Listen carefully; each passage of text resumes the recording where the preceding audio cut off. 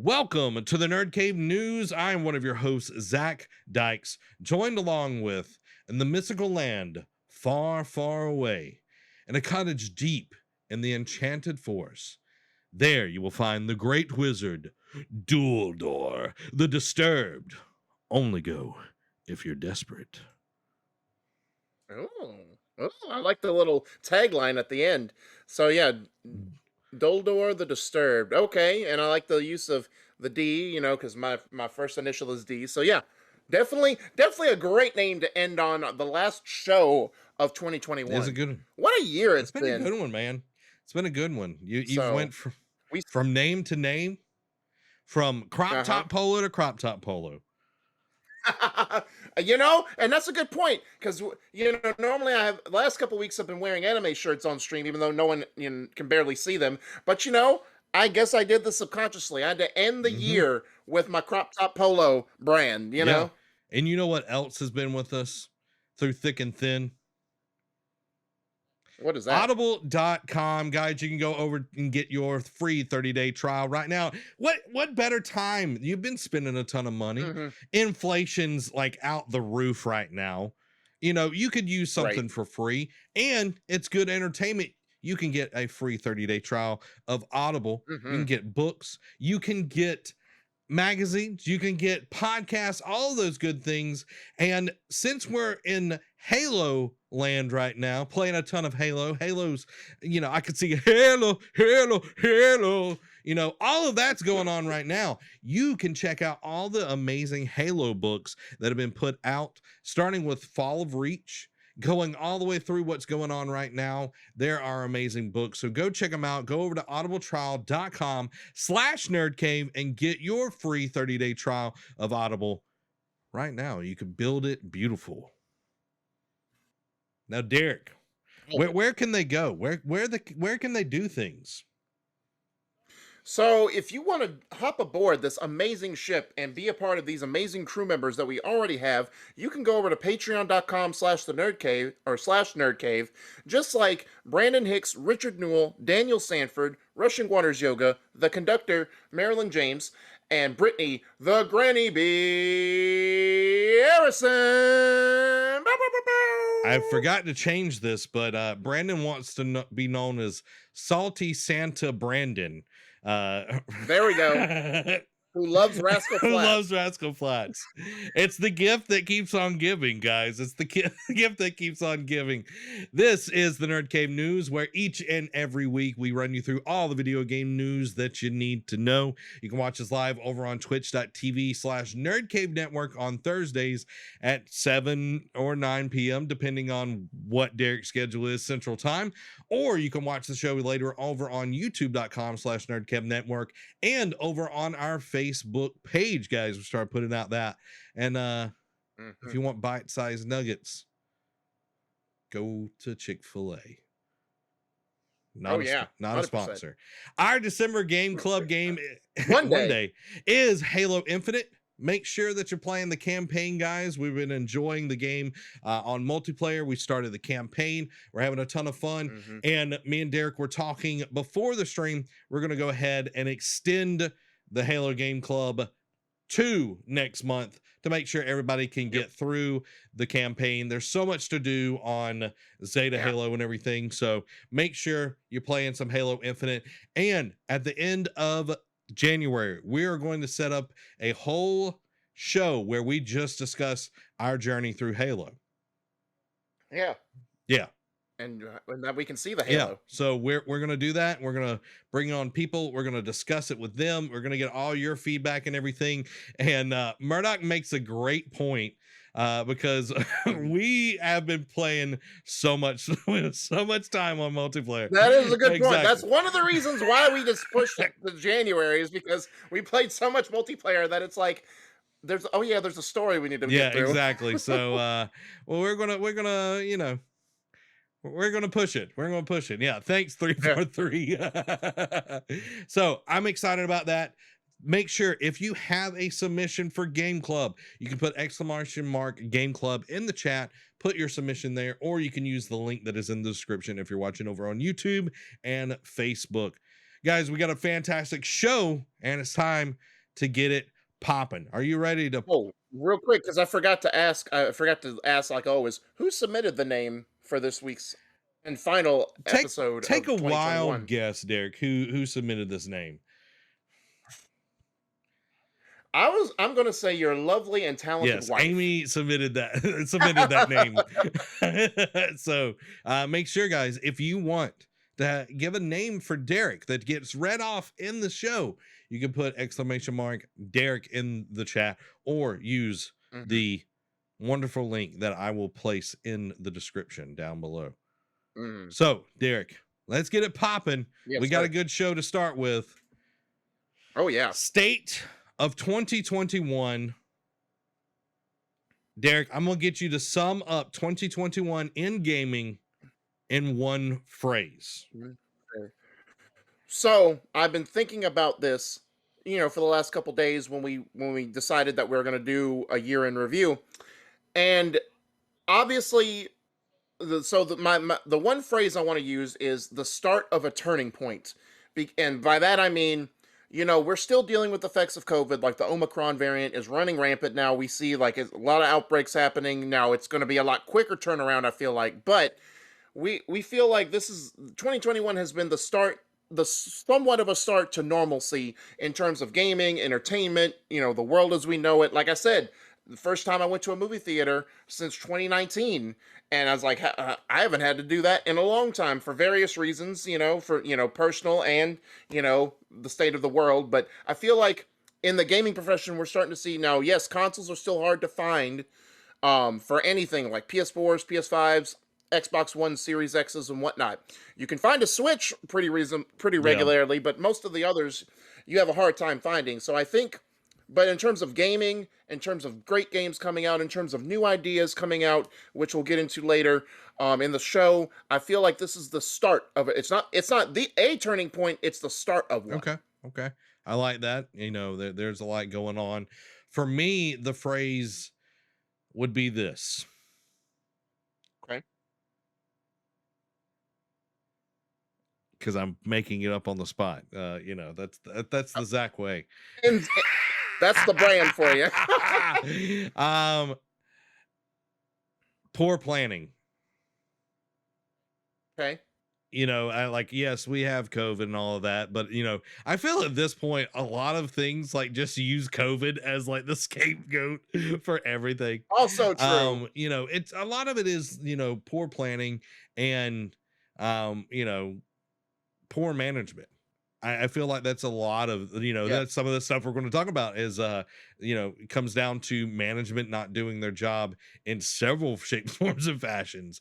But then you get Right. companies that are running the ship really well, that are taking care of it. I'm thinking about Xbox mainly on this. Like Hmm. Xbox has crushed it this year. Yeah. So I would definitely think, poor planning and poor management would be my phrase for 2021. Because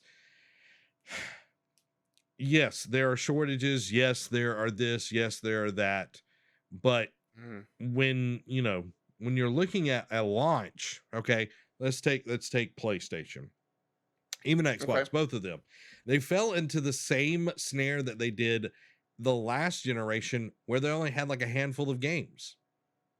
Yeah. And yeah, they could be like, oh well, COVID, we had to push back on it and everything, and it's like, Or put out games for PS4 as yeah, and well. it's like, okay, like I don't mind them putting out games for PlayStation 4 because hey, until the last week I didn't have a PS5. Right. But it's like you don't really see games that are first party right now. It's very dry. When Yeah. there was just like a plethora of things, and it's just poor planning and poor management, in my opinion.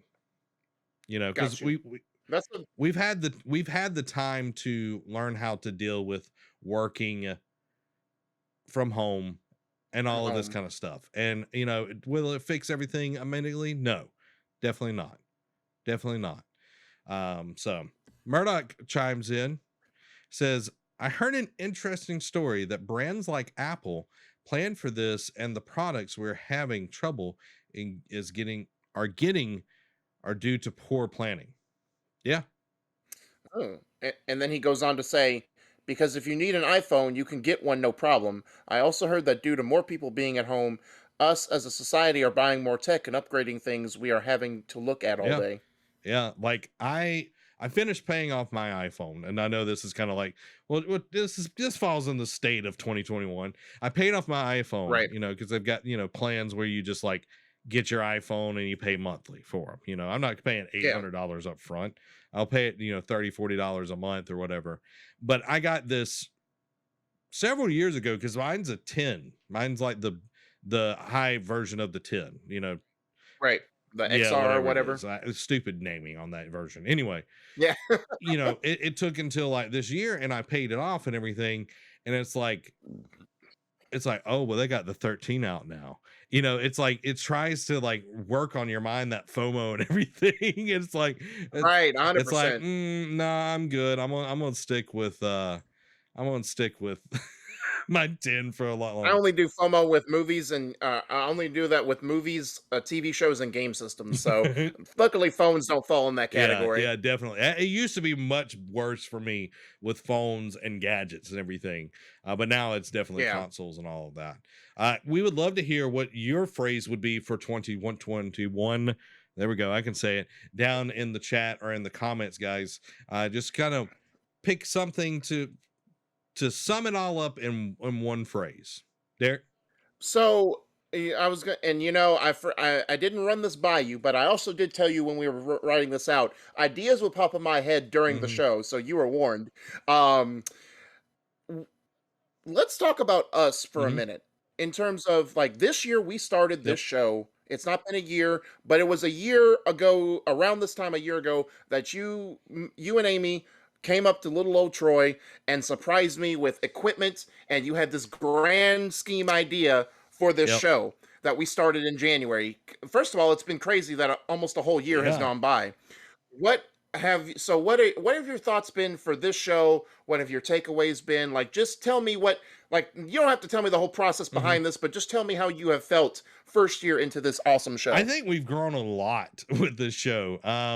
It started. Just from 6 Yeah. months too, you know what I mean? Yeah, even 6 months, but like the whole time, like I think about it, like we started and we pre-recorded this thing and then put it out. And then we Right. made it a live show. And then we like the graphics changed. And then the graphics changed again and everything. Yeah. But the thing is like we also had been like we would finish a show and we would talk about the show and we started shaping and getting it better and better, like there was better Mhm. flow to it and everything because Trimming the fat. exactly. And learning how to deal with the delay as well. Not being in Yeah. person, like, is definitely a thing that we had to overcome with and everything. But I think, over this whole year, the thing that I really love about this show is getting to hang out with you each and every week and talk about the 100%. games. Like Right. gaming, like, yes, I love movies. I love, all these nerdy things, but like gaming is Mhm. like my all-time, like this is the thing that I love to talk about other than cameras. I think I could talk about cameras Right. for a lot of time as well. But getting to hang out with you and getting to hang out with a chat and talk Mhm. about what's coming up, speculating and Mhm. reviewing and discussing all the things that are going on in the gaming world, Mhm. I really, really love. So I've 2021, like I've wanted to do a gaming show for a while since I started streaming Right. again, but it was like I was trying to do it by myself, where I try to do like a little video here and there, and it just didn't feel right. You know what? Right. It just didn't feel right. So this has felt right, and I've loved it. So what about you, Derek?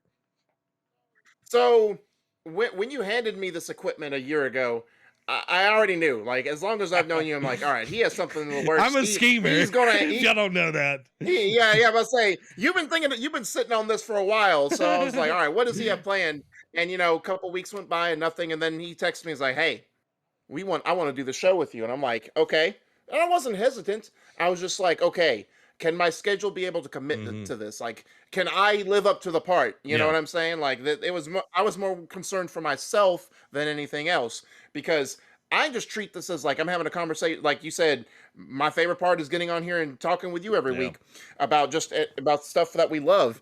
And I was like, I didn't I mean, on Nerd Cave 1.0 back in Yeah. the day when I joined you, I never was afraid to be on the mic because I just pictured it as having a conversation with my best friend. Mm-hmm. So, um, that never bothered me. It's just like, all right, how will this whole like streaming from my house to your Yeah. house thing work? Will it be competent? Because we know our luck with tech. Yeah. So, but I think the biggest thing for me is how quickly like not just saying like our show, but I'm just saying in just shows in general, how long most shows take to adapt when they start, Hmm. right? And we've been just like, we're constantly like, hey, we have this new feature, we have this, Yeah. like, let's trim this, let's work this, like behind the scenes. Like, we're all like, I want to say we're always talking about the show, but we're not afraid to be like, hey, I have this Yep. idea. Why don't we do this? Why don't we do it this way? So I feel like the fact that over the last 12 months, how fast we've been able to adapt and like chop it up to what we want it to be, what we want the show to be, and it still could improve. It always could Yep. improve. We still could, do more stuff in the future. There's, it just determines on what Yeah. happens, and I feel like the biggest accomplishment we've had is not just doing the show consistently for a year, but being able to change it so much to where it's like it flows better, it feels authentic, it feels like what we want to Yeah. do. And like I know we get kind of um we can not necessarily negative because I feel like the old version of this anytime we would be Yeah. super negative and just bash things. This Right. time around, like we look at things and yes, we will call things out when it's not good enough and we'll make some jokes and Right. everything, but I feel like we've been a lot more positive at the overall of things than what we used to be about gaming as a whole and everything. Yeah. Because we would just thrash people like nobody's Oh business and yeah. everything. And I mean, we give Sony, we get our pound of flesh on Sony in when we can too. You know what I mean? Like no one is what's No the one's thing? safe. What's the word I'm looking for? Yeah, exactly. No one is safe from our vitriol when we get on a soapbox, especially me and live service games. But anyway, uh I where was my train of thought with this? Do, do, do, do, do, do, do, do, do, do, do. But also, I feel like that's goes back, and this is a credit to you. Like when you started up Nerd Cave again, like just the idea for not even news, but just Nerd Cave over a year ago. You wanted to rebrand it as a place of Hmm. positivity, and I feel like we've stuck to that mission statement Yeah, too. I do. I 100% agree. So I'm excited for where we've been able to come from this year, and I'm Yep. excited to where we're going to go. And we'll talk more about that later in the Hmm. show. To some quotes that Murdoch sent in. He says, "My quote for 2020: Could someone bring me some toilet paper? We're out again, man." I at times, like when I go down the toilet paper aisle, like I get some PTSD. I'm not gonna lie.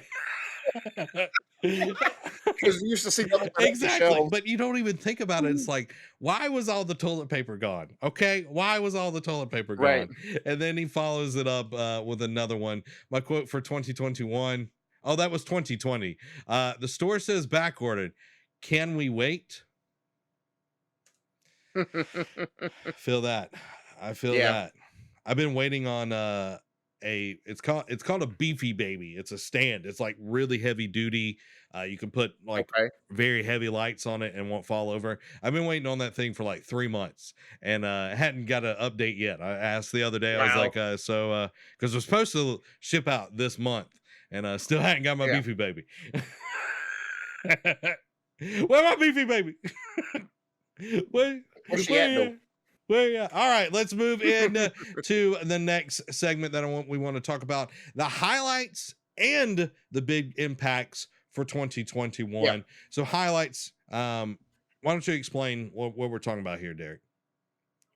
So in this one, we're gonna just talk about not any one particular company. Like we'll focus on the like two companies in particular in another part of the show. But we'll talk about like maybe EA, Activision, Nintendo, or whatnot. So this is just gonna cover like stuff that stuck out to us, like whether it was a console, whether it was a feature, whether it was just something whatever Hmm. it is. So that's kind of what we're entailing. Just like the not the in I guess the industry as a whole, like just like certain things Yeah. throughout the year that stuck out to us. So the first thing, like it's kind of a highlight slash big impact, but it's more a big impact. Mhm. And we kind of talked about this pre-show and everything, that more companies are focusing on curtailing crunch culture. That, Yes.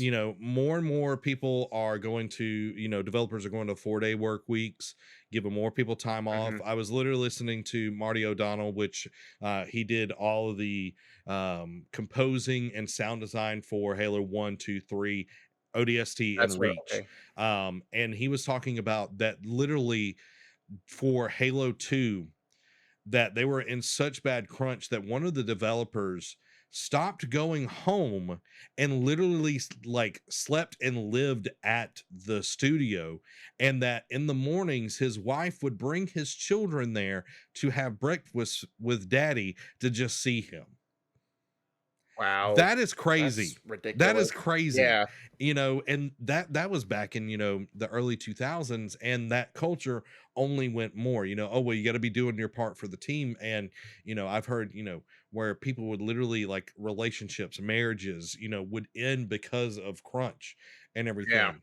100%. But it's really awesome to see that, there were several games that made it a very, very clear that this game was Mhm. made with no crunch. And Right. I love that. I love that. Yeah, 100%, because it's like people didn't have to suffer, or Mhm. people didn't have to, like, put off going to the doctor if they were having like some illness or whatever, just because they have to work. Yeah. So I like that as well. I also like the fact that we saw it a little bit. For me, one of the things was, I know we saw it a lot last year being implemented, but we saw the continuation and evolution of accessibility in Yep. games. Like, we saw Ratchet and Clank had a lot of Mhm. features. We saw Forza Horizon 5 put sign language into their game, and like how it's still being, it's like, I don't want to say a core pillar, to use Yeah. playground games words, but it's basically becoming a staple with Yep. games. Now, we've seen one game, one egregious omission was Definitely. Yep. Deathloop. So, but we, games are still making it more of a focus now going forward, and like implementing it more and more stuff into it. And like, we see, like, of course we see like the things like with text dialogue colors, or like just in big in Yep. dialogue, or like character model color differentiation, that type of Mhm. thing. But they're also thinking outside the box and continuing to be like, hey, wait, this could be a thing, or like, this is not in any game yet. Let's see if this works with our game, or let's put this in here and see how people react to it. So it's an ever evolving field, but I love the fact that they're continuing it, because at the end of the day, everyone should be able to game no matter what stipulations life has Yeah, put on you. exactly. And one game that I've been playing on stream and everything that had a very interesting way of going about this was Guardians of the Galaxy, where the Right. difficulty, you literally could, decide how, how difficult enemies were. You could make it even more, you could make it even less, you could give more time when you're calling out different attacks and everything. There, it was very in depth with their controls, for uh accessibility and everything. And it's just really Mhm. cool to see a big game like that, not just a first party but third party as well, because like first parties have Right. been pushing more and more into that, but now it's, it's really cool that we're getting that's even in there. And it's it can even go past, like, we grew up on easy, normal, hard. That was Right. as far as it 100%. went. But now it's like, okay, I don't have a ton of time. Okay, well, you can do the more story version of this. Or, I'm really not good at quick time events, so I'm going to say, game, take care of that for me. If there's quick time events, Right. it, 100%. it could be a plethora of things. But I'm glad that it's not just, okay, you got easy, normal, hard. And it's not Yeah. just the get good. Like, yeah, there might be games that are tailored towards that, but the culture, the mindset of just get good is not a good thing. Yeah, no. That works in Dark Souls, but not for every game. Yeah. An innocent buddy, Cody, says the new Halo lets you change the font size. I know, at a more mature age, appreciate this feature. I now, at a more mature age, appreciate this Yeah. feature. I might need something a little bit bigger so I can read I was gonna that. say, maybe you should change the font size there, old Oh, Zach. shush, shush. So, other than crunch and accessibility, what are some others that you were thinking of, Derek? I definitely like the fact that just to talk about a specific feature, what Microsoft has done to continue. I know we'll get into them a little bit Mhm. later in the show, but just like when they added the whole cloud Yeah, feature, like you could play games from your phone because they are like, regardless of accessibility, they're doing accessibility not just for games, but for how you play yeah, games to consumers. They don't want to have yeah, barriers. They want to do console. You can do it on PC. You can do it on your yeah, phone, and the best thing I liked when I saw this update, I'm like, fantastic. It has to be through Game mhm, Pass, obviously, but the cloud feature on yep, consoles, and they took it a step further and were like, hey, you want to check out this game with your friends, or you're playing something, and they say, hey, we just downloaded this new game. You want to play with us? You don't have it downloaded. Well, with the cloud feature, you can just click. It'll have to be a streaming yeah. feature, and you have to rely on your internet to be able to hold up for the game, but you can just click on it and start playing it with your friends and not have to worry about this egregiously long download Yeah, time. and for me, I've checked out xCloud on the iPhone. It first came to Android and everything, but I Hmm. played all of 12 minutes just on my iPhone. And Right. I'm not even going to get into 12 minutes right now, but anyway, um that was such a cool thing. And yes, like you can play Destiny, you can play Halo Infinite on there. I haven't Yeah. tried Halo yet. I do want to try at least like the campaign just to see how it Right. runs. But anything with like extreme, like, multiplayer and all of that kind of stuff, it does not work very well. I've also played Hades on there. No. I like it because, okay, think about what does everybody have? Majority of people all have. They have their phones. Exactly. They've got these Yeah. things. Not everybody has an Xbox. Not everybody has a high-end PC. So it's getting Right. people to play games, and third parties are jumping on this. EA Play is now connected into, you know, Game Pass. Yeah. EA's not dumb. They're like, okay, we tried our own thing, EA Play, EA, Access Origin and all of that. Origin Access, there we go. And it did okay, but it's like way more people are doing this because it's tied in 100%. something even better. But it goes one step further on the console.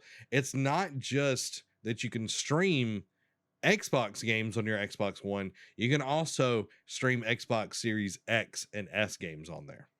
Yeah. So, 100%. And you can stream those on your Xbox. I think you saw on your Xbox One mhm, as well. And that's a huge yeah, thing. It's like, of course, you can stream it, but you can't buy or download it. But you can still stream it. So it's cool, but at the same time, it's still limited. But it's hey, the fact that they did that almost makes you wonder.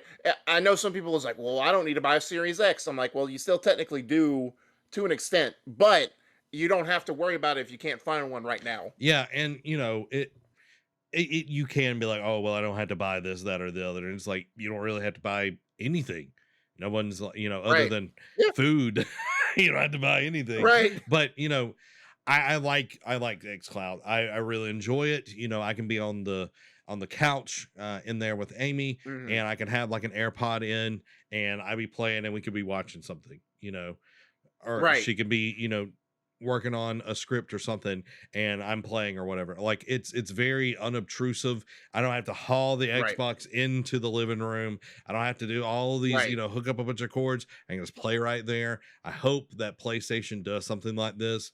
And I'm Yeah. not talking about the thing that they got right now because it's not that great. No. The Yeah, the remote remote play. play is not that great. Um and I know it's not with every game, but more and more games they're adding touch controls on your phone with Yeah, the too. touch controls like are kind of hit and miss to me, just because like I Right. I don't have like excessively large hands, but I got bigger fingers and everything, and like touch controls. Like I tried to play Hades with touch controls, and it was just like Oh it was like, gosh. oh no, this is not for me.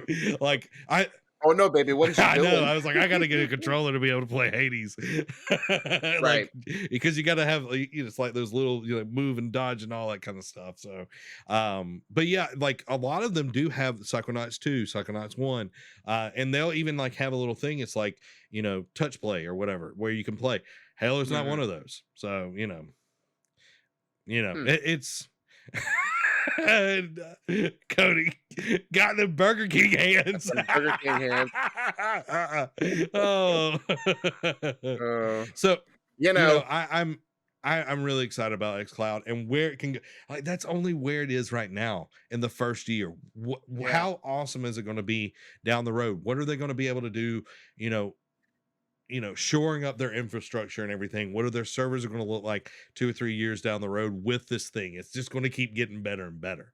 So I'm right. excited. I'm excited. Guys, thank you all for being here. And if you're new Mhm. here and haven't hit that follow button, make sure to hit that follow so you don't miss out on any of this awesome content. We come to you live each and every Thursday over on twitch.tv. And if you're also new here, welcome. Yes. Welcome. So, Derek, any other Mhm. highlights, big impact moments from the year? I any positive before we touch some of the things, Yeah. other things real quick. But before we get to the negative, not that I can think of off the top of my head. Those were the two most standout ones for me. I know you said one. I don't know if you have a number two that you wanted to touch on. I got a PlayStation 5. Hey, there you go. That is a Yeah, positive. and okay, so speaking of that, well, that Mhm. kind of gets into our other subject, so I'm not going to hit that when we get into Yeah. the year and all that good stuff. But yeah, I got a PlayStation 5, so that's my one of my big highlights for the year. Whoop, whoop. Whoop, whoop, whoop. So big impact moment for the year has been, and we have not talked about this on the show, but I feel Mhm. like we're not going to get into the weeds. We're not going to really have a discussion like about everything. Any other time? But has it's been all of the allegations and all the issues with Ubisoft and Blizzard, Yeah. where Blizzard Activision has been going through a ton of stuff. Yeah. Literally like a few weeks ago, they fired a bunch of their QA people after promising that they Yeah. weren't going to fire anyone and that they were going to pay Yeah. people the right wages and all of that. And then they just went ahead and fired a bunch of people. Yeah. So there was huge walkouts on that from the sexual misconduct as well. The head of Blizzard stepping down, Jeff Kaplan, like before he's like, ah, bye. Like he got out right before everything. So that also Yeah. makes me feel like he might have known and got out Yeah. before of it anyway. You Um, know. but there's been a lot going on in that, and even with Ubisoft, like a lot of their higher ups left as well, and there are more accountability coming out, and I'm hoping as we go further that it is handled with care, that people will Yeah. not take advantage of other people, that you know Mhm. it's not what you can get out of people, not just the sexual side of things, but like making people feel uncomfortable, using people to just Yep. make a profit, because you will see Activision's really been bad about this the last few years. They will see profits go Yep. up and then they will lay off hundreds of people, Yep.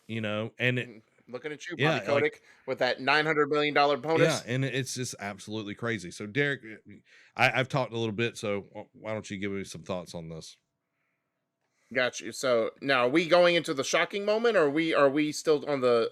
I forget if you No, I transitioned. haven't transitioned. We're just on big impact. Okay. Okay. So yeah, I mean, this will kind of go into my shocking Okay, moment as we'll just well. transition. We'll just But transition. yeah, yeah. I'll say we'll just go this will because this was part of this was one of my shocking moments was just the whole snowball effect of when this started, because this started back in what, July, Yeah, August? yeah, Like this, like the so 6 months ago, this started, and it was just like it started. I was like, okay, workplaces have bad, there'll be times where it goes through some rough patches. Then more stuff got revealed, and it's like, wow, this has been worse than we thought. This has been worse for a lot longer than we thought.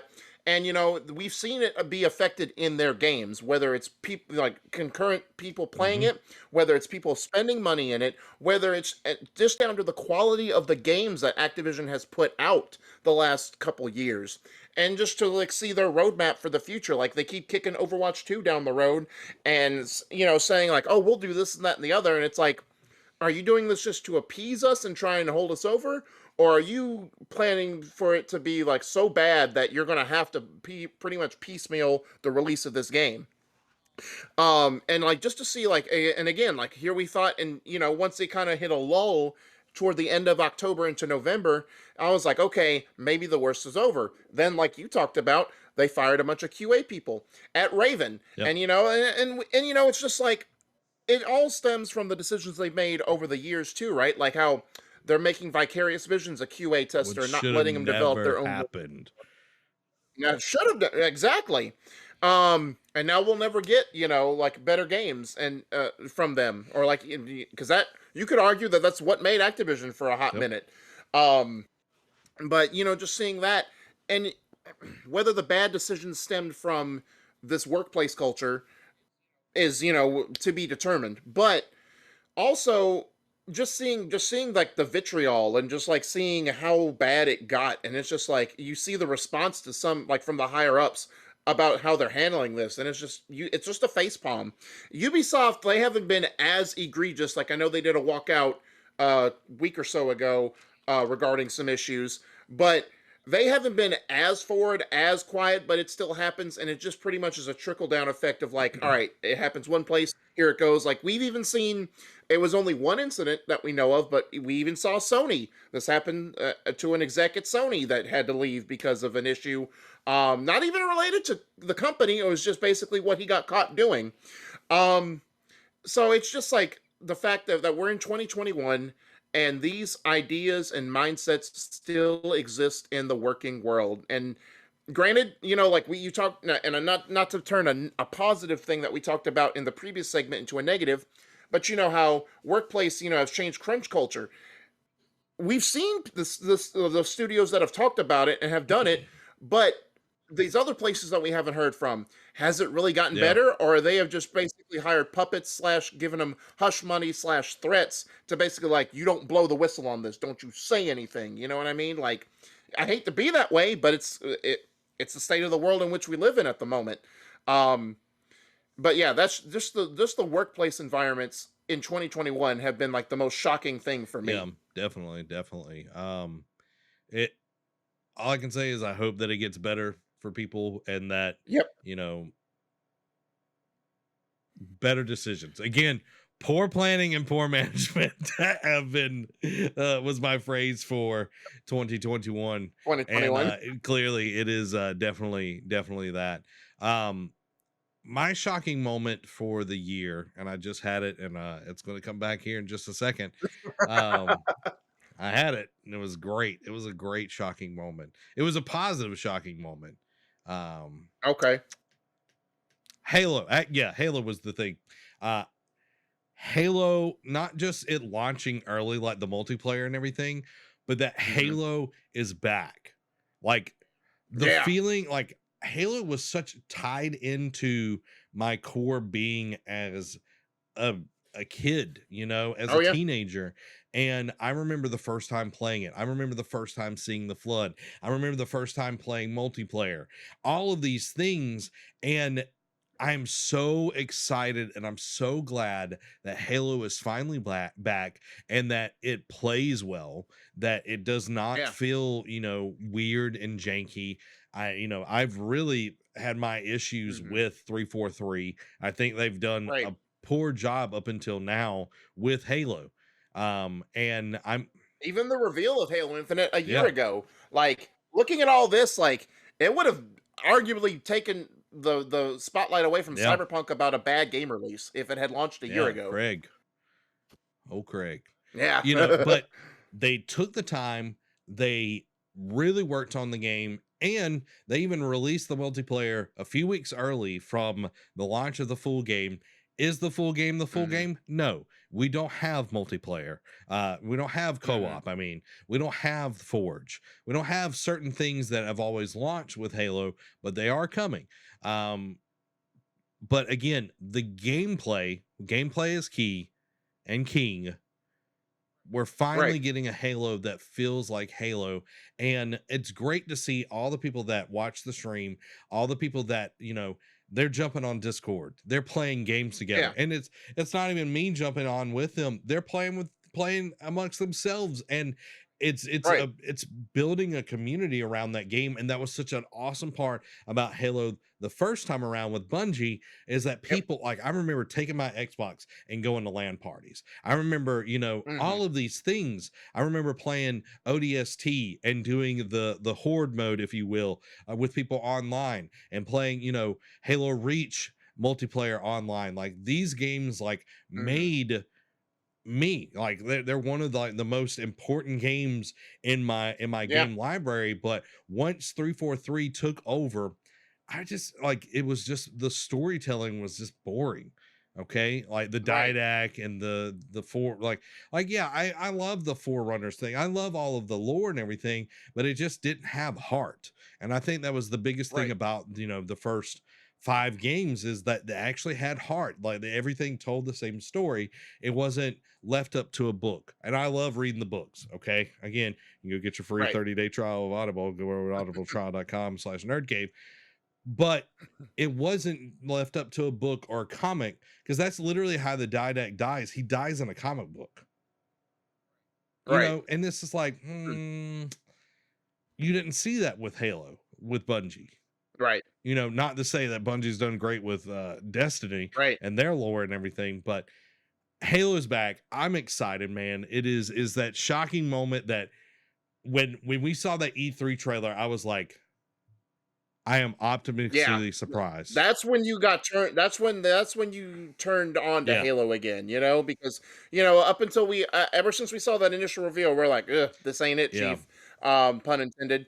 And then they just went quiet, and then, we'll forgive them for not doing that monthly updates like they promised when we started the show back yep, in January, because they never stuck to that monthly updates like they yeah, did. But it all paid off in the end, because, like you said, people like, because that's the nostalgia factor, and that speaks to the testament of the series, of the game as a series. Because it means yeah, something, like the name Halo means something to so many people. It was a lot of people's first game. yeah, And the fact that, it got tarnished for a little bit, like, of course there were some people who liked 5, who liked 4, and some other games. Everyone's yeah, different, but, it was the fact that it wasn't Halo for a lot of people for a long time up until now. And yes, it's still missing features, like the whole, like, campaign replay missions. Now you have to, current at the moment, pretty much, if you want to go run back and play a certain mission, you have to start the campaign all over again. And they don't have co-op for campaign, but they're working on it. But it could be worse. It could be a lot worse if it came out a year yep. ago, It could be So Cyberpunk the fact of 2077. yeah, the worst version. Um, but the fact that they took the year, they put their heads down, they focused, took fan feedback and fan requests, and put it, to use, and made it worthwhile, is what, made this game come back from the ashes. Yeah, and for me, I'm just excited to see where it goes. A lot of old blood has jumped back into Halo, and a lot of new blood is in there. And them, it they're they're so sure of this game that they even brought back the Halo Championship League. Oh yeah, That which was that says crazy. a lot. That says a lot when you bring Yeah, back the pro side of things. And, like, I'm just excited. I'm excited. I cannot yeah. wait for it. Amy says, I just submitted some great gems in the name submissions.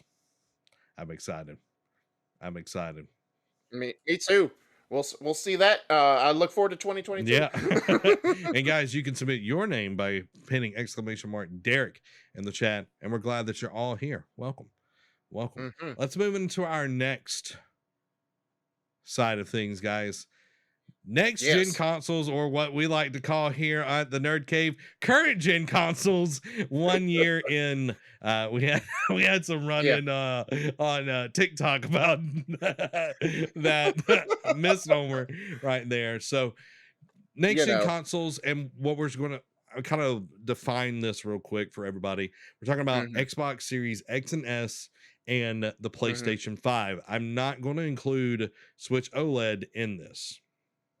Right. Because it was, while it's an upgrade, it's just like it is what it is, an Yeah. upgrade from the Switch. It's not a new Yeah, it's like the console. PlayStation 4 Pro or the Xbox One X. An So X. Right. that's how we're looking at this.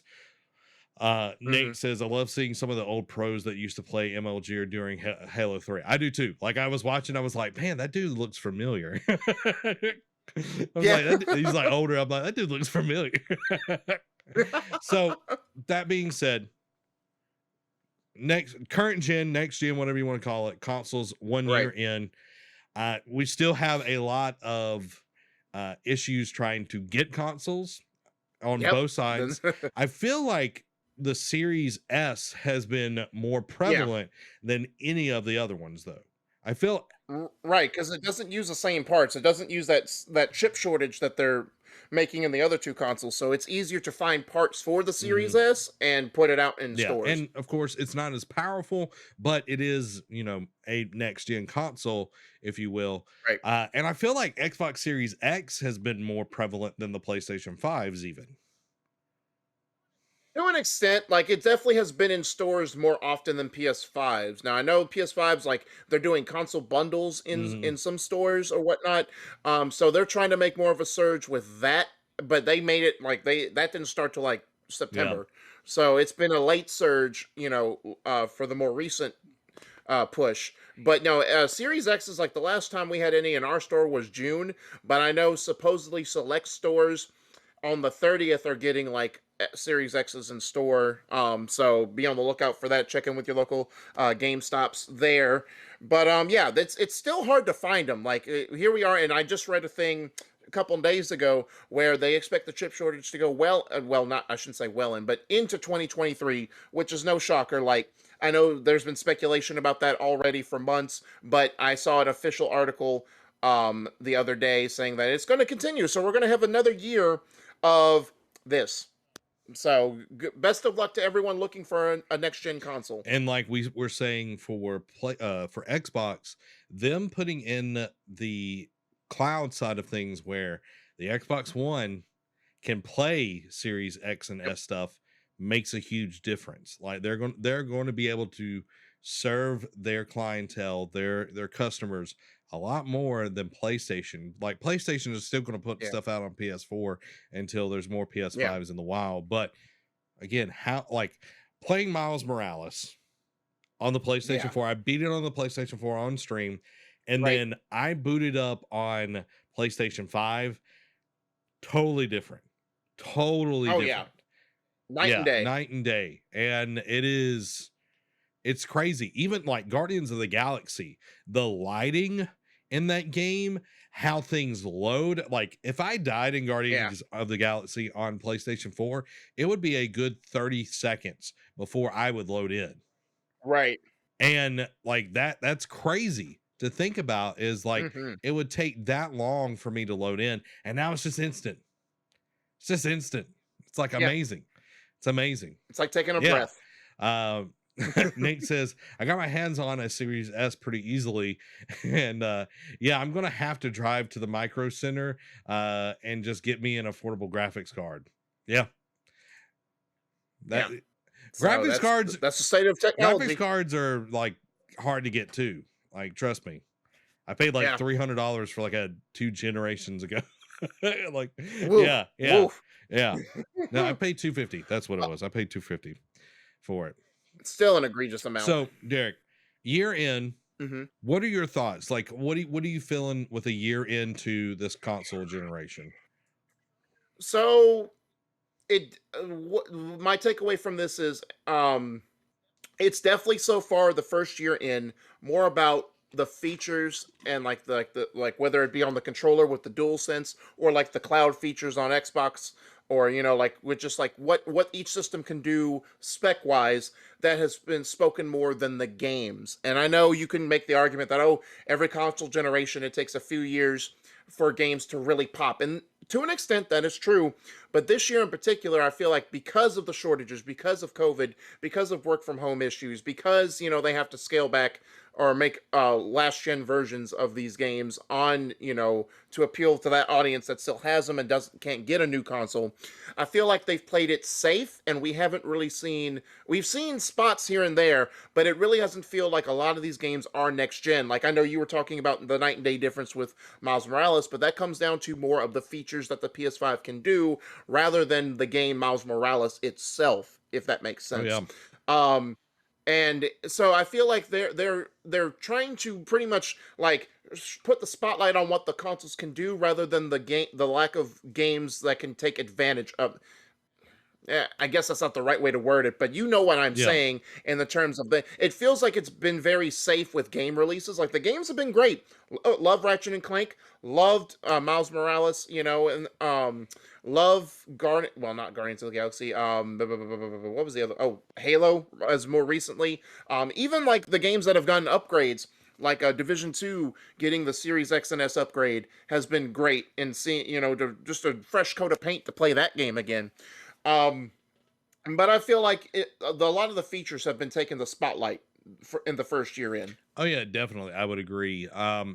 Speaking of Ratchet and Clank, okay, this is Mhm. that game is probably the best looking and playing game on the PlayStation 5 that I've touched so far. I've not started Deathloop. Right. But when you are literally playing a Pixar movie, that's what it looks Yeah. like. It looks Yeah. like a Pixar movie, and it is all in-engine graphics. It's not cutscenes. Mm. It doesn't unload the No. engine, the game engine, and then load a cutscene. It's all seamless. I went over to my neighbor's house and I was showing him just a PlayStation, letting him play around with it, and then I loaded up Ratchet Hmm. and Clank, and I was like, just so you know, everything you're going to see and play is in game. And he was like, okay. He like didn't really make a didn't really understand. And then like Right. Didn't then it click. started, and when it switches over to Ratchet, and like it does that little intro of like before the Yeah. parade and everything, and then it's like seamlessly like he could take over control and everything. He was like, whoa, Yeah. that's crazy. I was like, just wait, just wait. But the coolest moment was when you go through the first portal, like the first dimension portal, and you're Hmm. falling, and then you ride like the dinosaur thing and all of that. That right there, Right. I was like, move the thumbstick, and he was like, oh my god, this is all gameplay, and I was like, yeah, yeah, Yeah. Yeah. like just that alone. Like, because that was made Hmm. specifically for the PlayStation 5. It is Right. harnessing, and this is just the beginning. This is just the beginning. Oh yeah. And a the 100%. textures, the lighting, like the first night I had my PlayStation 5, I kept saying, "Hey, look at this. Look at that. Look how good it Hmm. looks. Look how good it looks." And Amy's like working on a script, and She's like, sure, dear. she's Whatever you like, "I say. can't look every 5 seconds just to look how pretty the thing looks." I was like, "But it looks so beautiful," you know. But again, like the controller, like you're talking about features and everything, like yeah, like they're definitely resting on that. But man, they're great features. Like there are some great Oh features. yeah. The controller, man, I can't get enough of the PlayStation 5 controller. It is on another level. Yeah. And then you've also got like the ability to track achievements and everything, the Yep. seamlessness of starting up a game, like having no load screens. My lord, it's the best thing ever, guys. It's the Right. best thing ever. Yeah. We can never look Yeah, back yeah, it's now. like I don't want to go back. Like loading up Halo, I'm like, come on, dinosaur. But I Kick it a little bit. Come on, shake the dust yeah, off. shake the dust off. Amy says, I was like, yes, honey, it's beautiful, just like it was 2 seconds ago. I felt like while you were playing, you're like the kid at Christmas who got the shiny Oh new yeah, toy, and you're talking about it to your parents nonstop, and Amy's your mom, like, sure, yeah, honey, yeah, sure. exactly. But like for me, and this is funny. Okay, So last night I went Mhm. out and I was eating dinner with my parents, and I Right. told them about what you did, and they were Mhm. shocked, but they were like, "You got a PS5?" Like they understood how difficult it is to get a PS5, and that's my parents. Wow. Like my Right, parents right. Because you were telling me don't keep up with any of that. Right. So like that says a lot. That's That says a impressive. lot. It does. So even if your parents who were told you at a very young age after they bought you what The was play it, the PS2 got PS2? me Star Wars Bounty Hunters, and like my mom's like, "That's the last game I'm ever buying you."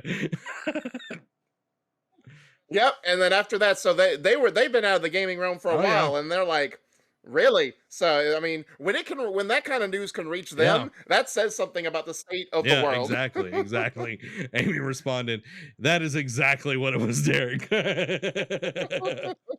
Oh, but even like we're game sharing right now as well, which is thank you, Lord Jesus. I got like a ton of games and everything, but it was super seamless. Like once we got it right, once signed in all of Hmm. that, and then it didn't mess with any of the PS4 stuff that we have either.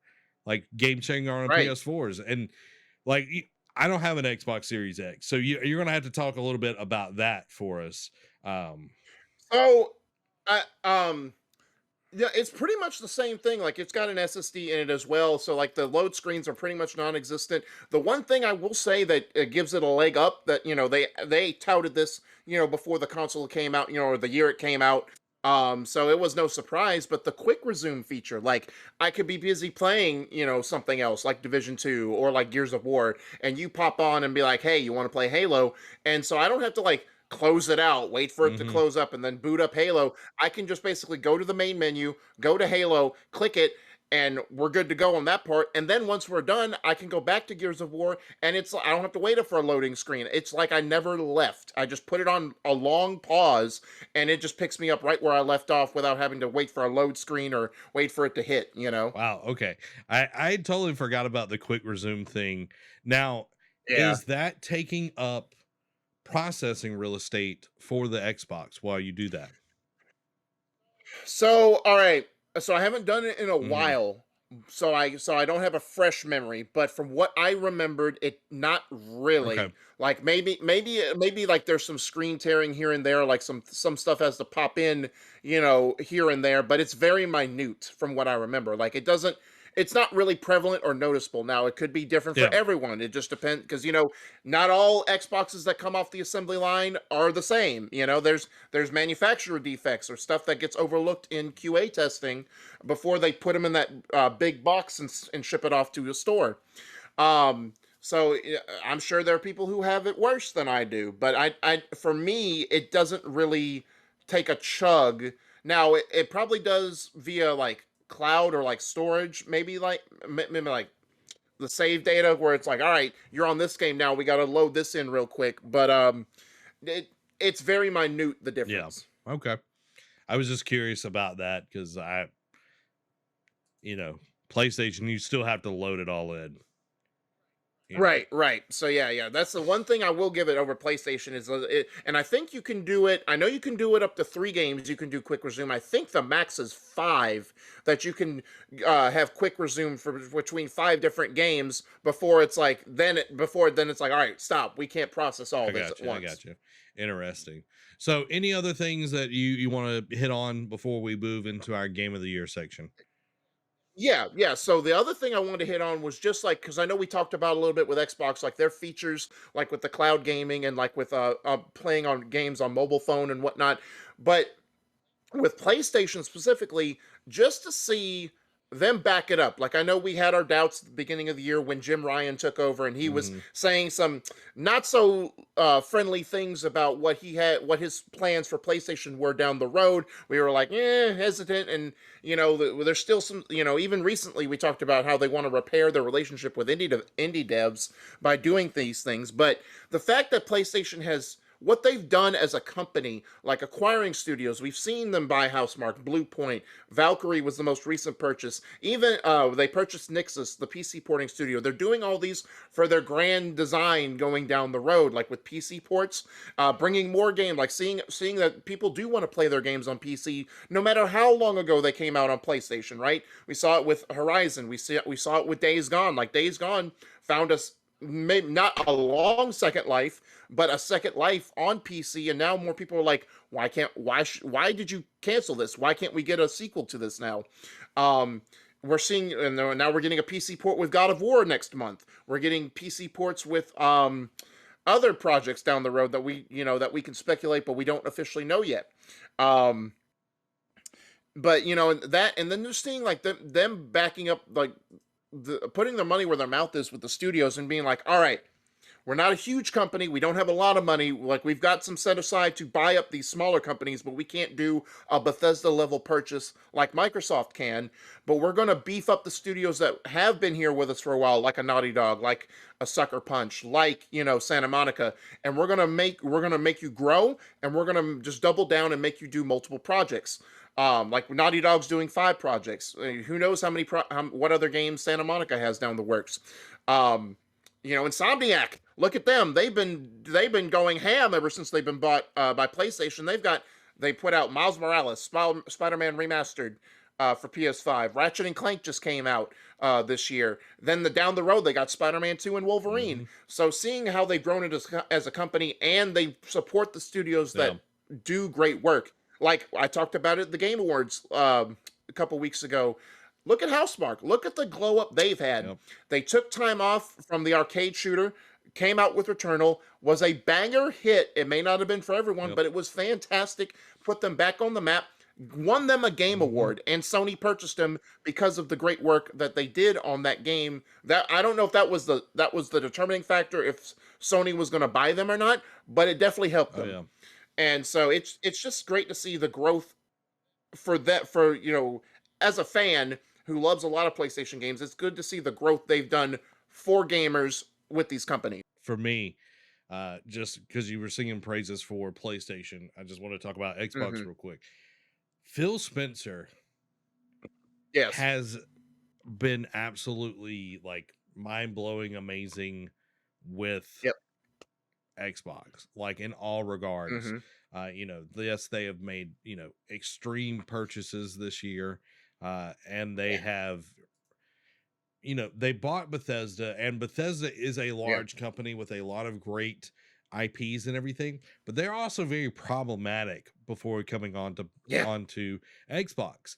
So I think having that guiding hand is going to be amazing moving forward with Bethesda properties, Yep. and all that fall under that with Bethesda and everything is going to be amazing. So like it starts with the top, you've got all the talent below that and everything, but Xbox Yeah. has made leaps and bounds for the consumer side of things that we really haven't seen with PlayStation. Right. You look at some of the decisions that PlayStation made. It's like, yeah, we're not giving you free upgrades to the PlayStation 5 versions. After this one, we're Right. cutting you off. You know what I Yep. mean? Exactly. So Give us that $10 extra. yeah, so I'm excited for both of them. I'm curious to see where Nintendo goes, because Nintendo has had a banger year, and I know that's not necessarily next gen consoles, but Right. they've had a banger year where they have outsold everybody because none of the new consoles are out. Right. Right. It's easy to be king when you're the only one being sold, Exactly. but still, it's still impressive for him. I mean, because then it feeds into, all right, so people are buying our console. We need to give them games to Yep. play. Yep. And you saw that with Nintendo. They put out a ton of games this year. A Yeah. ton of games this year. It was stacked in Nintendo land. Let me tell you, it was stacked. It hasn't been this stacked since, what was it, Yeah, 2018? it's been a while, and Yeah. you got Mario Golf, that Mario Yeah. Party came out. Yeah. eh, Crazy stuff coming out, and then you have all the Nindies and everything that's supporting as well. So, Yeah. hey, good on you, Nintendo. So, As we move in to our next section, Derek, I want to hear from Mhm. everybody else. Put down in the comments, what is your game of the year? Our criteria here, as I say this out loud, is going to be thus follows. I Okay. want to say that it's whatever you played this year, but I know Derek's going to fight me on that. It is whatever's came out this year. It's going to have to fight Right, because right. last year I gave my game of the year to Ghost of Tsushima, and I want to give this year to Ghost of Tsushima as well. I mean, since the director's cut, by technicality, since it's new content, you Yeah. could, but I'm gonna leave that in your hands. So there have been a ton of games that come out this year from Deathloop, Returnal, Kana, Forza Mhm, 5, Ratchet and Clank, Pokemon Brilliant Diamond, the Grand Theft mhm, Auto trilogy, Back for Blood, Hitman 3. I know Grand Theft Auto yeah. trilogy is bad. Life is Strange, It Takes Two, Mass Effect Legendary Edition, Metroid Dread, Resident Evil Village. Resident Evil Village. There have been a ton of games that came out this year. Yeah. And it is it's crazy to think of what all like came out. Like, not all of them are, Yeah. game of the year contenders or anything, but it, Mhm. it's amazing. It's amazing Yeah. what was able to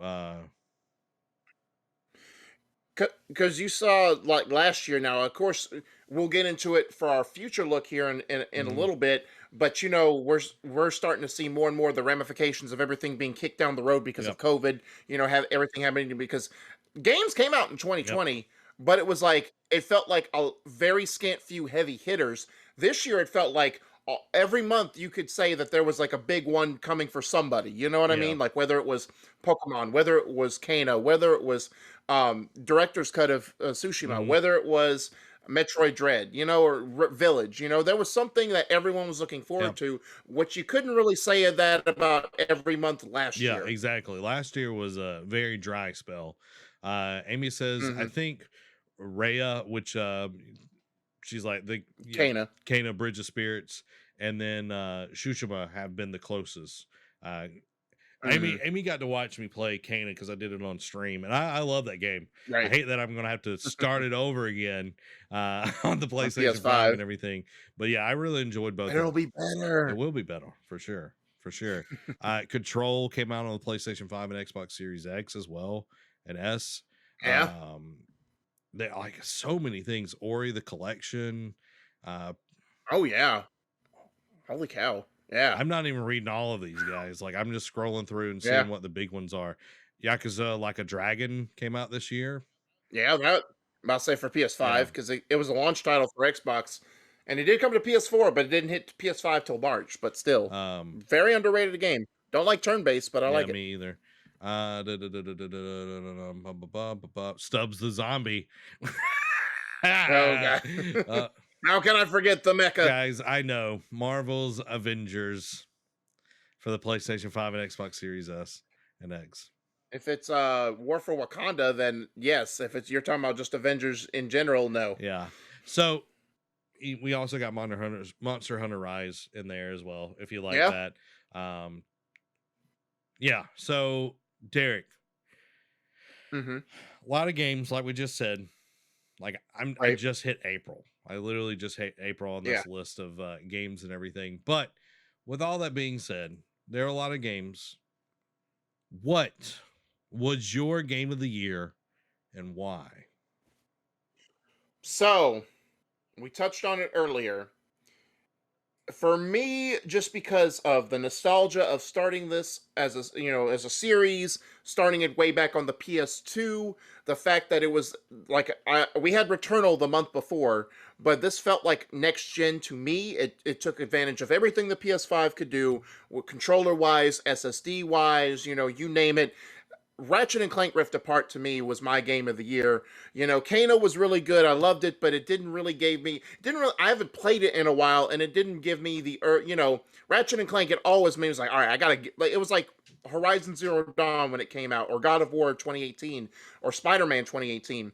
It gave me a reason to keep wanting to turn on the PS5 every day when I got off work or before work or during my off day, and basically like I need to play this, even if it's just like a quick 30 minutes. I need to find a reason to play this. I just want to be immersed in this world. It gave me that, it scratched that itch for me. It was like I said, it took advantage of the SSD, what the controller could do, and it brought, like you said, the seamless transition from cutscene to gameplay was there was none. Like you could not tell the difference. And the fact of this is felt next gen to me, it gave me a reason to justify my purchase, and it brought the nostalgia factor because I remember playing Ratchet and Clank, the first one, going like, and it was like Assassin's Creed 1 for me, right? On the PS2, played it, I was like, this is very cool. I like what they're doing here. Not really loving the first entry into it. Then the second one came out, Going Commando, and it did everything better that the first one did, and it got me hooked as a lifer for Ratchet and Clank. Even during the bad times, like with that horrible Den Defense game that they put in, I still gave any Ratchet and Clank game a shot. But we hadn't had a really good Ratchet and Clank game in a really long time, and this delivered on it. Hence why it was nominated for Game of the Year. Yep. That's a good one, man. That's a good one. For me, Yeah. as I look at chat real quick, Dan says It Takes Two would be his game of the year. Yep. Did you play it? Shocking. Dan? Did you play it? No, I have not played. I have not played It Takes Two. Okay. An Innocent Buddy, we'll get to your question in the next segment because that's going to be our predictions and looking forward to the future and everything. So we'll get to your question here in just a second. My game of the year, okay. I have not finished a lot of games this year. I have played a lot of games that are older this year, actually. From playing Raft to playing Miles Morales, which was last year. And then, I played a lot of the games that were not the, cutting edge because I didn't have the console, didn't have a ton of money, all that good stuff. For me, and even with Game Club, like we've been playing like older games. And that really has translated a lot over to like the way I think about the way things are made. Because I was playing Ghost and I was like, man, I'm missing some of the core features of Tomb Raider. You know what I mean? Like, yeah, I was like, I'm missing some of these features that I got so used to by playing literally two Tomb Raider games back to back and everything, and then playing Horizon even before that. Yeah. But it was nice to go back and play a lot of different games. The game I'm gonna have to go with Dan here. The one game that came out this year, because I'm not gonna cop out and say Tsushima. Even though I love Iki Island. I gave one out. I did love Iki Island. I think it is some of the best storytelling in the game happens on Iki Island because you get so much of Jin's backstory that you don't get into the original game.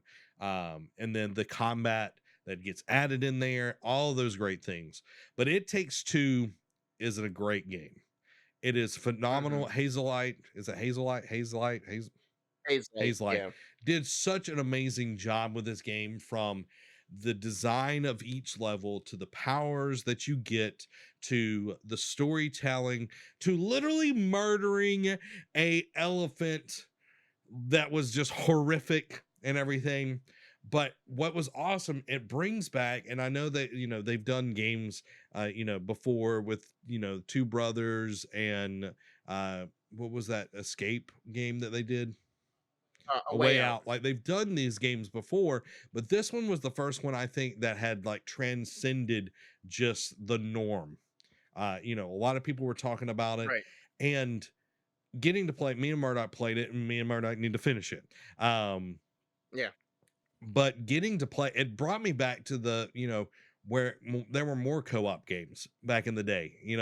Where you would play a game together. You would you'd sit down and you would play a game all the way through. And it just really spoke to me of a different time and everything.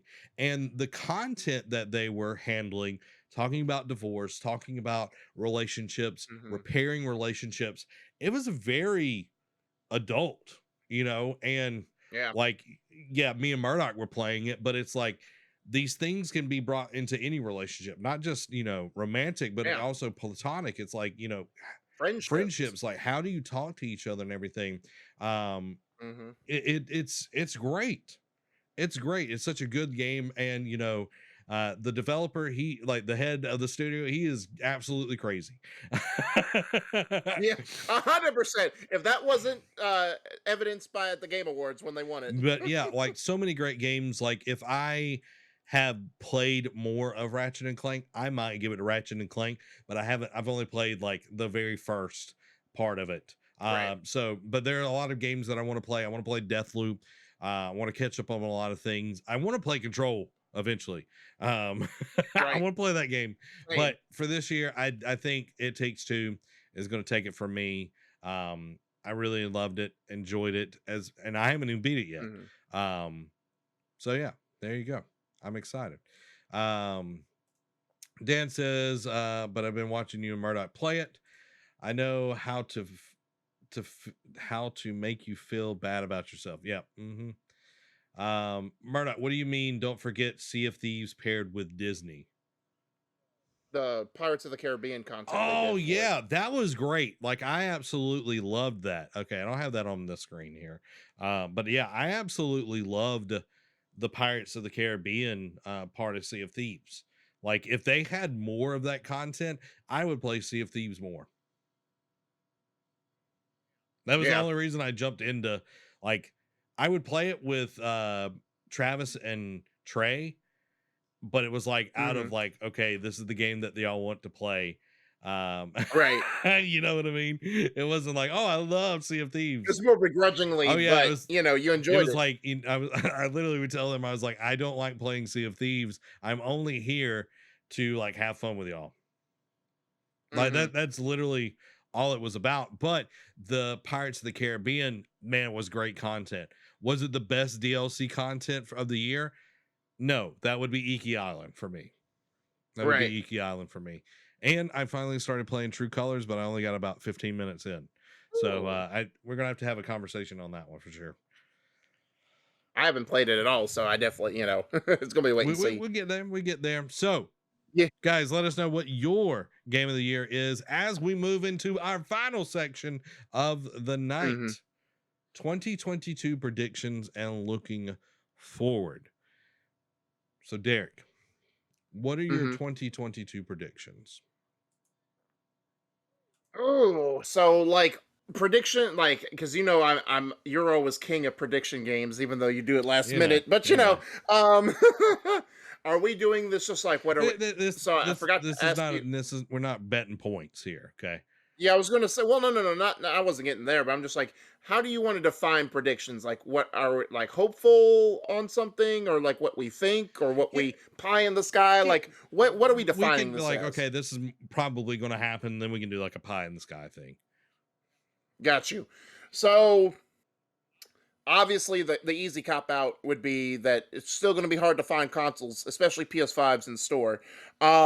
But I think the interesting thing will be, for Series X's, you've heard about them. Like, we really haven't done bundles for them, mainly because we haven't had them. But the last time we had them, we just sold them as a console. Hmm. But for PS5s, the one and only time we've had them, we sold them as bundles. The thing going forward for me would be like, are we still going to do bundles whenever they do hit stores, or are they going to be able to just let you buy the console by itself with no strings attached type of Hmm. thing? And I feel like an easy prediction would be no. I feel like because it's an easy way to combat scalpers. I think it's the guaranteed way to make more revenue in store. I think that console bundles are going to be, I hesitate to say the norm, but it's still going to be a thing going forward into 2022, to where you can't just be like, yeah, consoles, the Series X is 500, the Series S is 300, the digital PS5s are 400, the disc-based PS5s are $500. I don't think going into 2022 you're going to find it for that price at all. I think you're just going to still find bundles, whether it be $700, $800. Hopefully they don't get to an egregious price. Now, with stores, they're giving you a fair value for what you're getting in the bundle. So I feel like if they do hike up the price to like $1,000, they'll give you more for compensation. But I don't think you're going to be, if you do find a console in a store, you're not going to find it just by itself.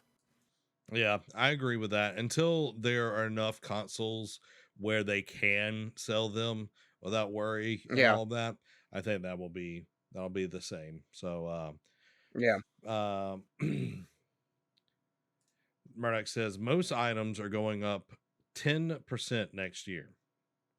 Woof. Yeah, like inflation is going to play a huge part in a lot of things right now. Yeah. So like Dollar Tree went up to $1.25. Yeah. I think that's starting It's next already happened. somewhat. Like, Yeah. really? Because I read some that I think. Well, maybe I think some stores they're starting the rollout, but I think they said by spring every store will have selling stuff for a dollar Well, the one I 25. went to the other day was at $1.25 for everything, you know. And Lovely. it's unfortunately that's where we're at right now. Hopefully we can, Yep. can get to where there's not, and I'm not going to get political here, so we're going to move past Yeah. that. But for me, 2022 predictions are as follows.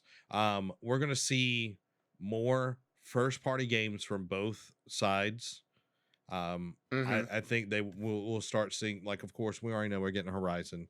We might be getting God of War and everything, Of but course. Xbox, we're going to see a lot of great games coming out as well. So, and that's going to be great for all gamers because we're not just waiting around. We're actually going to Yeah. start getting games. I love that.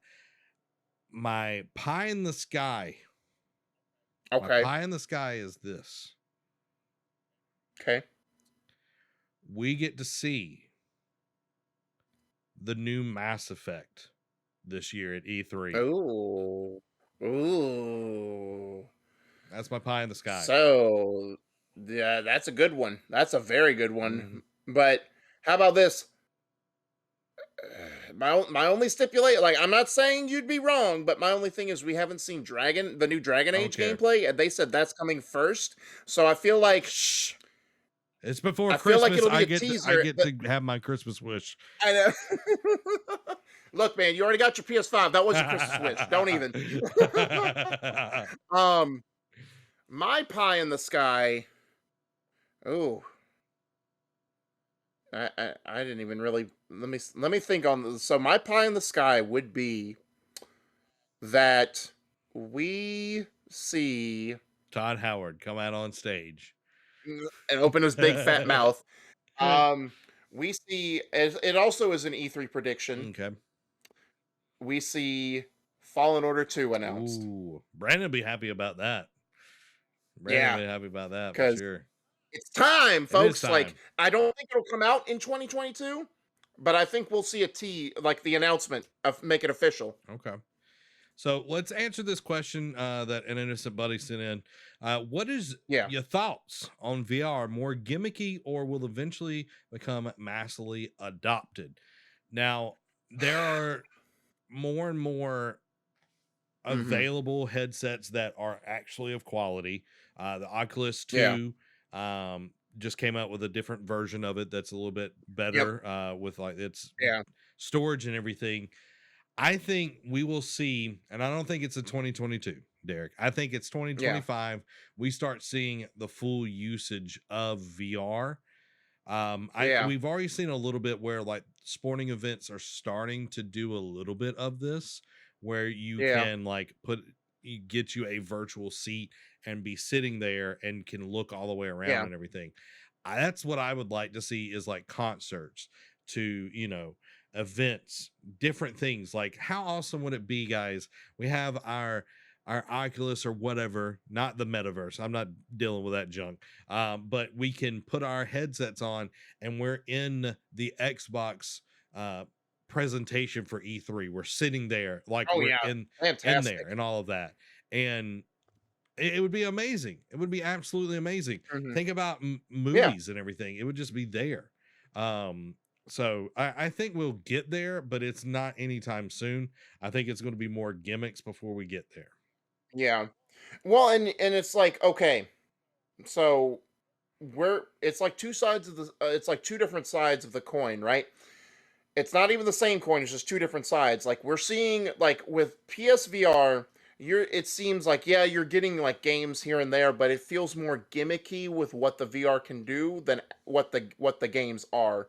With Oculus, it feels like they're trying to deliver more of a VR Hmm. experience and trying to make it feel more than a gimmick than it is.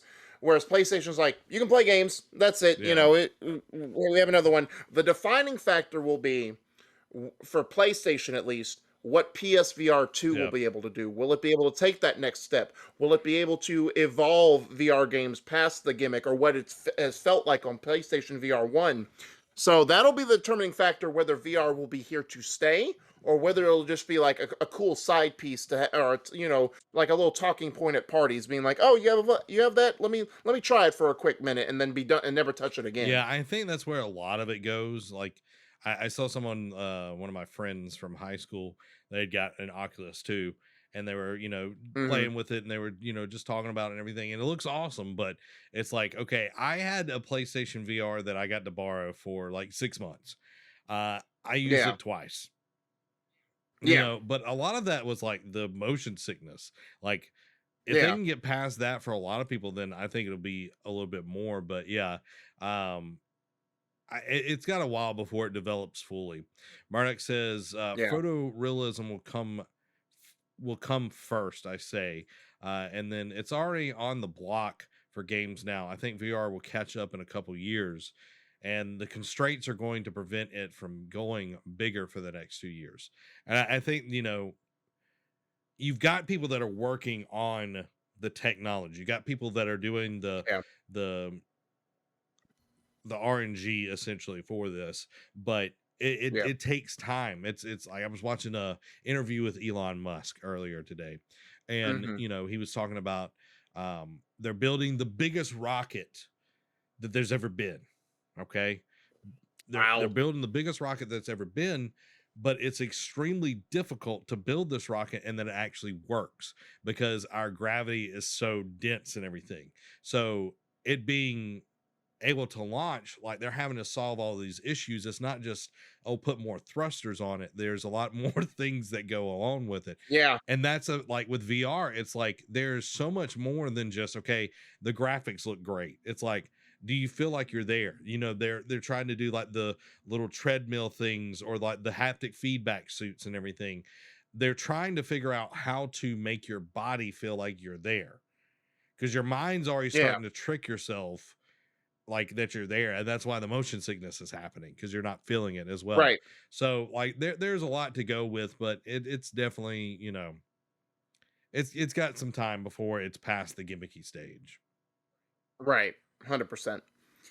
Um Another thing I wanted to touch on, moving off of from the VR Hmm. discussion here, is I touched on it earlier with our year in review of or like the 1 year in for next gen Yep. consoles. We've seen the effects from COVID kick a lot of stuff. We're really gonna see that in 2022. Like we've seen this with like the release, like how many that's been getting Yeah. dates over the last several months. Like the first 3 months of 2022 Thick. are stacked, Thick. and I mean stacked like not like five cheeseburgers top, yeah, at the very minimum.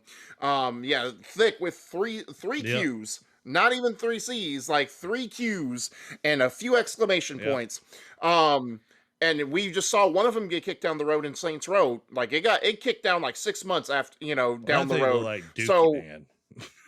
I mean, It it looked did. bad. Like it needed it. It needed it. I mean, it wasn't as bad as Halo, but Yeah, it didn't look didn't have bad. a Craig. Um, His name Craig. um, but and that's not to say that other games won't get kicked down the road, but 2022, just the first 3 months are stacked. Like Hmm. I know we got Legends Arceus, we got Rainbow Six Extraction. Hmm. Extraction. Yeah, I almost said quarantine. That's what it was beforehand. Then we've got in February, you got Yep. Horizon, you got Sifu, you got Elden Hmm. Ring. There's one I'm forgetting. There's another big one I'm forgetting.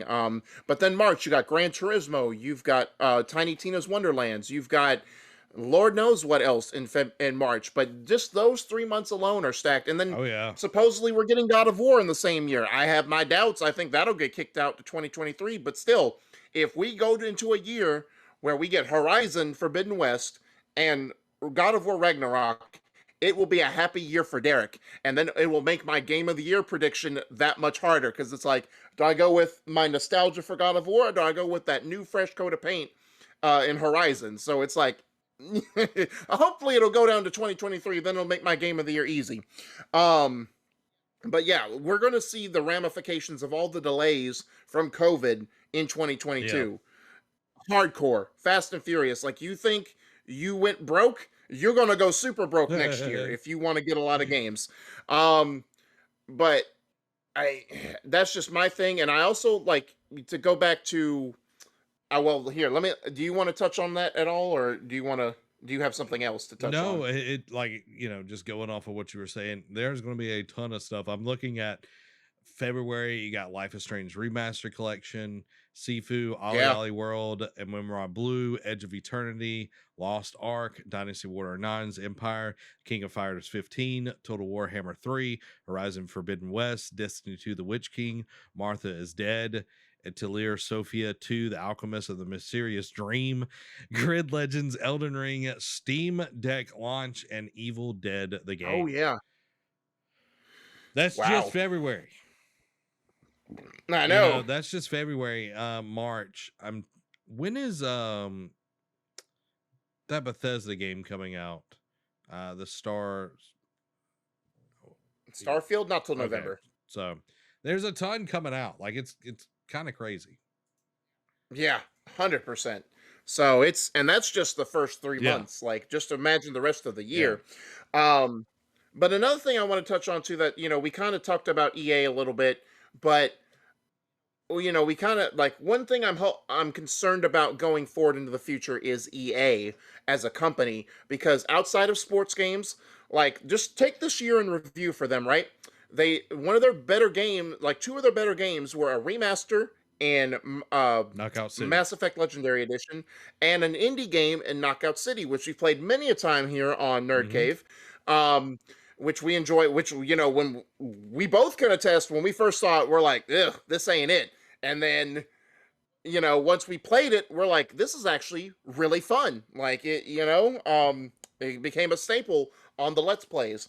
Um, but then we had the egg on face moment with the Battlefield 24 release, and I know Brandon's probably going to pop in the chat being like, we're being haters or whatnot, but I mean, the facts remain the same. A lot of people I talked to that have bought it have not been satisfied with it. They've had their issues with it.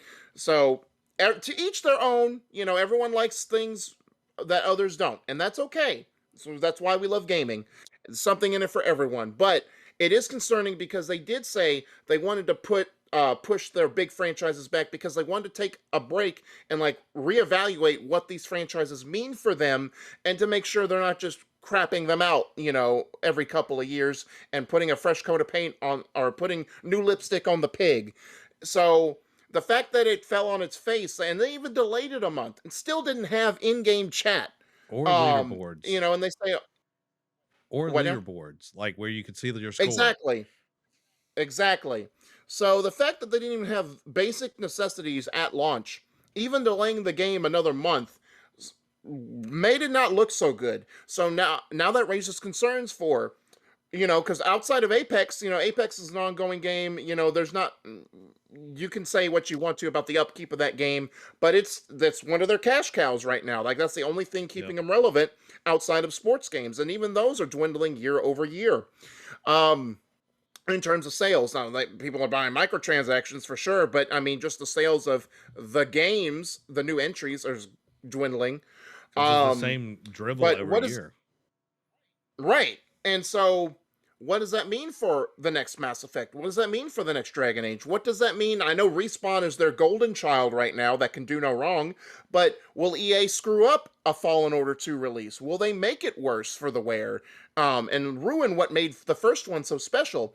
What does that mean for the Dead Space remake? Like, obviously Mass Effect Legendary Edition did great, but will they ruin the Dead Space remake? So the state of EA in the coming next year, but even in the coming years, is one to keep an eye on. Well, even look at WB. WB pushed a lot of their games as well. Like, even like Ubisoft was pushing a lot of their games. A Right. lot of people were scared or whatever. But EA, I think, is probably in the worst position.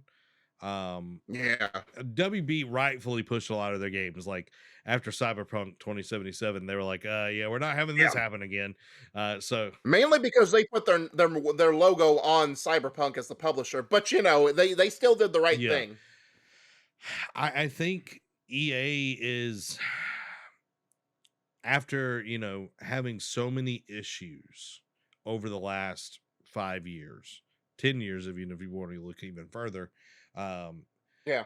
maybe they're looking to make a change. I'm gonna be optimistic here, Derek. I'm gonna be the Okay. spirit of the season. Ho ho ho. I'm gonna be a little optimistic here, and maybe after seeing so many other companies getting crapped on, and that they got crapped on so many times, they're like, okay, we need to make a change, and these are the things we can make a change in. Yeah. And them being in legal battles over microtransactions as gambling and everything, actually like being called up in court over in the UK about all of this. Like, I think Mhm. they're really taking a look at it, or I'm hoping they're taking a look at it. That, you can't just keep doing the same thing over and over and over and expecting people to stay around when you literally get voted as the worst company several years in the world a row. Yeah. Like, it says a lot. Activision, I think, is going to easily win that one this year, but um Oh, 100%. you know I think they're learning. I'm hoping. But Mhm. that's just the optimist in me. Just the Yeah. optimist in me. Hopefully, hopefully you're right. Yep. Because I'd rather, they always say hope for the best. Yep. Guys, my biggest thing that I want to see in 2022 is a healthy gaming community that people Yep. get to enjoy, that it's not about my console's the best. Like, yes, we're Sony ponies, Yeah. we're not gonna lie about that, but we celebrate the wins, and I think more people need to do that. It's just like, celebrate the wins, enjoy getting to play games. Like, I've been enjoying getting to play the mess out of Halo. Like, Yeah. I've enjoyed just getting to hang out with people and play games together. So as Yep. we close out this year, we're glad that you came along. Hmm. Thank you. Thank y'all for being here. Thank you for watching us live each and every week and watching us on the replay. Yeah. We've got an awesome 2022 plan. What are you saying that's going to happen in 2022? Well, I'll tell you right now, more Nerd Cave news. Oh yeah. And 100%. We ain't we going ain't going nowhere. nowhere. And the name is official, guys. We finally landed the plane. It's called Nerd Cave News. I think that was the biggest turning point for this show was when we finally decided on a name. It only took about Yeah, 6 months yeah, in to exactly. decide. It was just like, yeah, we hadn't decided on a name, but then it was like, okay, this is what it's going to be and everything. So we're going to do more and more awesome things. We're going to try to cover as much as we can next year, live if possible. But it's going to be a Yeah. great year as we close out this year. Thank y'all so much for being here. Thank you for supporting the show.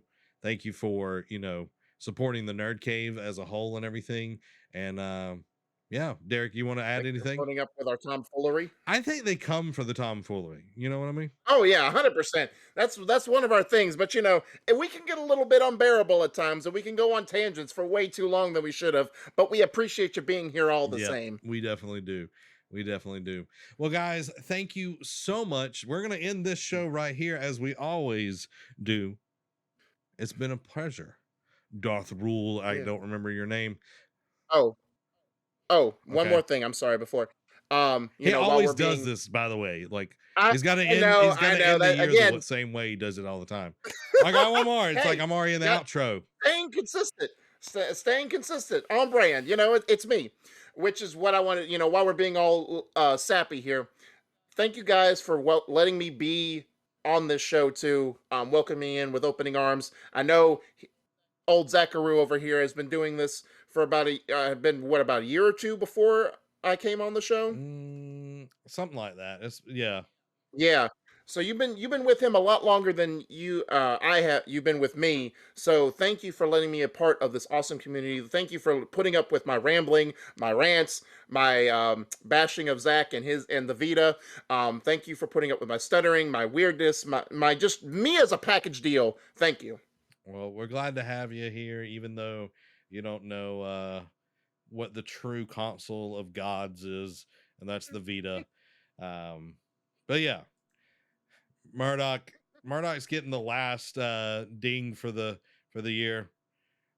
It's all business here, and we're happy to accept you and your crop top polo, says Dan. Right. And my belly button tassel. All right, guys. Well, thank y'all so much. Dohord, the Disturbed. Thank you for coming on tonight. Thank you for having me as always, Guys, sir. Look forward to it another year of it. I don't know if I can keep this up, guys. Look at this. All right, guys. We love you. This has been Zach. And Doldor. The Disturbed. Yep. The Disturbed. You can clearly see. Look at his eyes, guys. Y'all have a blessed week.